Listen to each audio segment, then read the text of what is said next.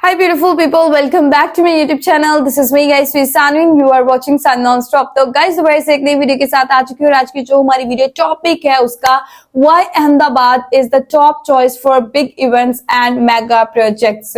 तो बाकी जो है वो क्यों नहीं, जो उनकी स्टेट्स हैं या जो बाकी सिटीज हैं उनको क्यों नहीं जो है वो चूज किया जाता बिग और मेगा प्रोजेक्ट्स के लिए।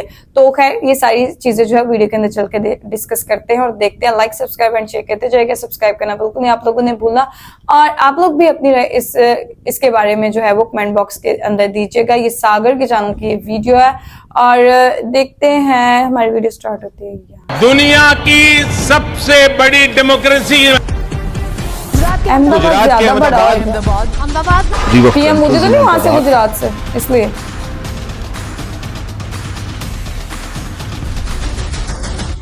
Ahmedabad Ahmedabad Ahmedabad.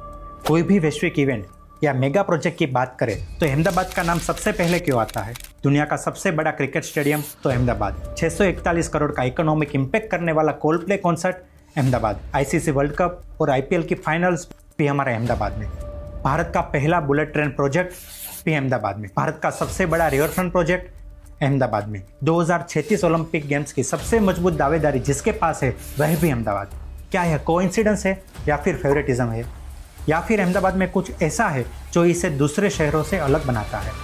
How did Ahmedabad become the global spot for international event? Ahmedabad प्यारा है यार, सड़कें कितनी प्यारी है। नमस्कार दोस्तों, अचानक क्यों अहमदाबाद पूरी दुनिया के सामने इतना हाईलाइट होने लगा?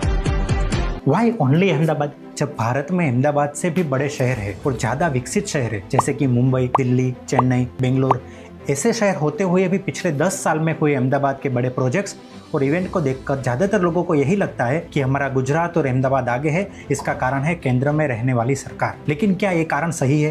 क्या सच में ऐसा हो सकता है कि किसी सरकार के टॉप लीडर्स अपने प्रदेश को प्राथमिकता दे दे? और क्या ऐसा सच में हुआ है? आज की वीडियो में हम सिर्फ फैक्ट्स नहीं बल्कि उसे फ्रेमवर्क के साथ ब्रेक डाउन करेंगे। हम आज इन डेप्थ रिसर्च से मिले फैक्चुअल डेटा के साथ बात करेंगे। हम न तो किसी पॉलिटिकल पार्टी का विरोध करते हैं और न तो किसी पॉलिटिकल पार्टी का सपोर्ट करते हैं। हम बात करेंगे भारत के विकास की, और खासकर आज के वीडियो में अहमदाबाद में हुए बड़े प्रोजेक्ट्स की और अहमदाबाद के विकास की। जो जानकारी हमने जिस सोर्सेज से हासिल की है उस आर्टिकल्स की लिंक आपको डिस्क्रिप्शन बॉक्स में मिल जाएगी। Let's break it all down.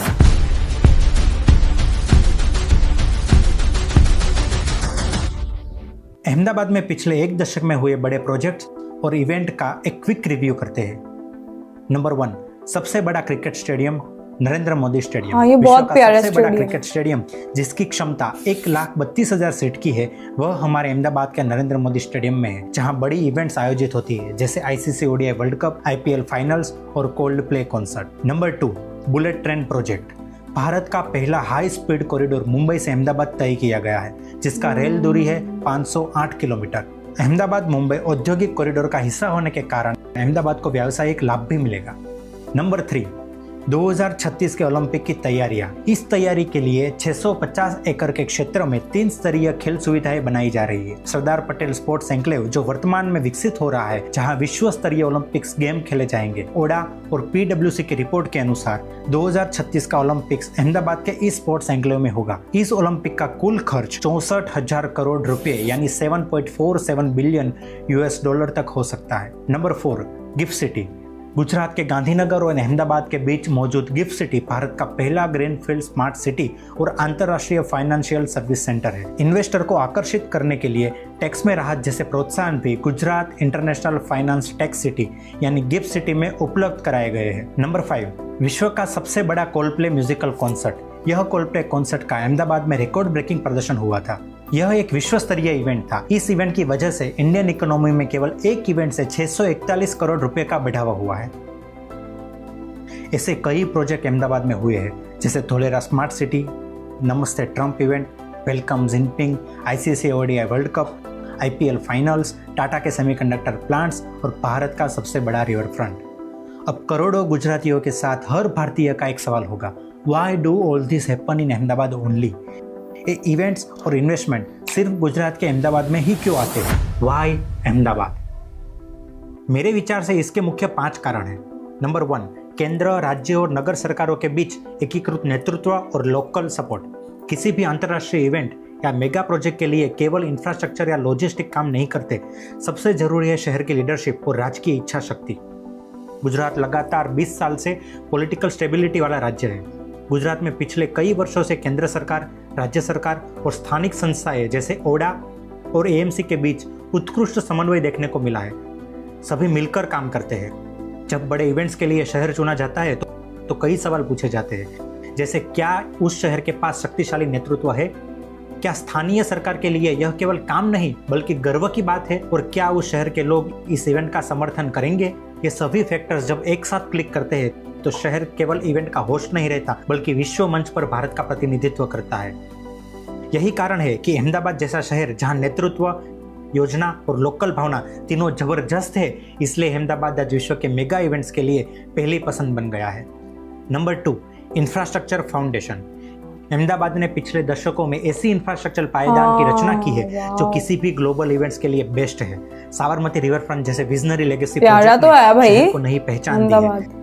साथ ही शहर में इसकी सेपरेट वीडियो भी बनाएंगे। एक्सप्रेसवे और ओवरब्रिज का वेल कनेक्टेड नेटवर्क शहर को ग्लोबल लेवल की इवेंट के लिए तैयार करता है। नरेंद्र मोदी स्टेडियम दुनिया का सबसे बड़ा क्रिकेट स्टेडियम है और बन रहा एसवीपी स्पोर्ट्स एन्क्लेव यह साबित करता है कि अहमदाबाद सिर्फ राष्ट्रीय नहीं बल्कि अंतर्राष्ट्रीय स्तर के खेल महाकुंभ के लिए भी तैयार है।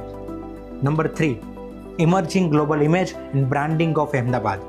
अभी तक के इतिहास में नमस्ते ट्रंप, G20 समिट, चीनी राष्ट्रपति शी जिनपिंग की यात्रा, जापान के प्रधानमंत्री शिंजो आबे का ऐतिहासिक रोड शो जैसे ऐतिहासिक मौके इस शहर को अंतर्राष्ट्रीय मंच पर खास स्थान देते हैं। ऐसे इवेंट्स को मैसिव प्लानिंग और फ्लोलेस एग्जीक्यूशन मिलता है, जिससे विश्व अहमदाबाद को वर्ल्ड क्लास डेस्टिनेशन के तौर पे देखने लगा है। अभी कोल्डप्ले कॉन्सर्ट जैसी ग्लोबल लेवल की प्राइवेट इवेंट्स भी इस शहर में हो रही है, जो ये स्पष्ट करती है कि अहमदाबाद केवल सरकारी स्तर पर ही नहीं बल्कि प्राइवेट ब्रांड्स के लिए भी ट्रस्टेबल एंड वाइब्रेंट हब बन चुका है। ऐसी ब्रांडिंग और एक्सपोजर से शहर की इमेज न केवल देश में बल्कि दुनिया भर में एक मॉडर्न, डायनेमिक और वेलकमिंग सिटी के रूप में उभर रही है। इसी की वजह से फ्यूचर में ओलंपिक्स एंड एक्सपो के लिए अहमदाबाद का नाम पॉसिबिलिटी की यादी में सबसे ऊपर रहा है। नंबर 4, कनेक्टिविटी और central location in western India. Ahmedabad भौगोलिक रूप से पश्चिम भारत का एक स्ट्रेटेजिक एंड केंद्र स्थित शहर है। यहाँ से दिल्ली, महाराष्ट्र, राजस्थान और मध्य प्रदेश जैसे महत्वपूर्ण राज्य आसानी से पहुंच सकते हैं, जिससे यह शहर लॉजिस्टिक हब के रूप में विकसित हो रहा है। अहमदाबाद से मुंबई लगभग 500 किलोमीटर दूर है, जो इसे बुलेट ट्रेन के लिए एक परफेक्ट कैंडिडेट बनाता है, क्योंकि यह हवाई यात्रा की तुलना में कम पैसे, तेज और पर्यावरण के लिए अनुकूल ऑप्शन है। इसके अलावा अहमदाबाद इंटरनेशनल एयरपोर्ट से अंतर्राष्ट्रीय यात्राएं आसान हो गई है। Dedicated freight corridor, bullet train project और मेट्रो जैसी आधुनिक ट्रांसपोर्टेशन सर्विसेज शहर को भविष्य के लिए तैयार कर रही है। ऐसी कनेक्टिविटी न केवल इकोनॉमिक ग्रोथ के लिए जरूरी है बल्कि हाई प्रोफाइल इवेंट्स के लिए भी शहर को परफेक्ट वेन्यू बनाती है। नंबर 5, स्थानिक आर्थिक गतिविधि और पावरफुल अर्बन प्लानिंग। पिछले कुछ वर्षों में अहमदाबाद ने जो विकास देखी है वह साफ दिखाता है कि यह शहर केवल वर्तमान के लिए नहीं बल्कि भविष्य के लिए भी तैयार हो रहा है। पिछले 4 सालों में गुजरात में 3.17 लाख करोड़ रुपए के डेवलपमेंट प्रोजेक्ट शुरू हुए हैं, जिनमें लगभग 42% का योगदान अहमदाबाद का है। अदानी ग्रुप, टाटा ग्रुप जैसे बड़े इन्वेस्टर यहाँ पे हेल्थ कैंपस, सेमीकंडक्टर प्लांट्स और रियल एस्टेट प्रोजेक्ट में भारी इन्वेस्टमेंट कर रहे हैं। यह सब दिखाता है कि अहमदाबाद केवल एक विकसित शहर नहीं बल्कि एक प्लानिंग अर्बन पावर हाउस है, जिसके पीछे long term vision, aggressive execution and futuristic thinking है। अहमदाबाद अब ऐसे प्रोजेक्ट का घर बन रहा है जो भारत के अर्बन भविष्य को डिफाइन करेगा। तो दोस्तों, अब बताइए आपको क्या लगता है, अहमदाबाद को इतनी सफलता दिलाने में यह रीजन काम आए या फिर कोई पॉलिटिक्स? सभी गुजरातियों के साथ साथ भारत के ज्यादातर लोग भी यही मानते हैं कि केंद्र में बैठी सरकार की वजह से गुजरात आगे बढ़ रहा है, पर इसका जवाब है कि यह धारणा आपकी बिल्कुल गलत है। गुजरात और अहमदाबाद के अलावा भारत में कई प्रोजेक्ट पूरे हो चुके हैं और कई चल रहे हैं, जैसे कि दिल्ली मुंबई एक्सप्रेसवे, हिमाचल प्रदेश में आई हुई अटल tunnel, dedicated freight corridor, Amrit Bharat और वंदे भारत ट्रेन्स, चिनाब ब्रिज, केरला का अदानी पोर्ट और अभी हाल ही में ऑपरेशन सिंदूर में इस्तेमाल होने वाली ब्रह्मोस मिसाइल की उत्पादन क्षमता बढ़ाने के लिए कितना कुछ तो बाकी जगहों पे भी हो रहा है। ऐसे कई प्रोजेक्ट देश भर में चल रहे हैं। और हाँ, केंद्र सरकार को सभी राज्यों के विकास का ध्यान रखना ही पड़ता है, क्योंकि यह उनकी जिम्मेदारी है। जब विकास की बात होती है, प्रोजेक्ट पास होता है या विदेशी संबंधों की बात होती है, तो हमें केवल यह नहीं सोचना चाहिए कि यह पॉलिटिक्स है। इसमें सिर्फ पॉलिटिक्स नहीं, जियोपॉलिटिक्स और डेवलपमेंट की संभावनाएं भी इतनी ही होती है। अक्सर लोग सरकारी निर्णयों या घोषणाओं को सीधे पॉलिटिक्स के साथ जोड़ लेते हैं कि ये सब पॉलिटिक्स की वजह से ही हो रहा है, लेकिन डेवलपमेंट केवल पॉलिटिकल गेम नहीं है। यह long term vision, execution capabilities और कोलैबोरेशन पर भी निर्भर करता है।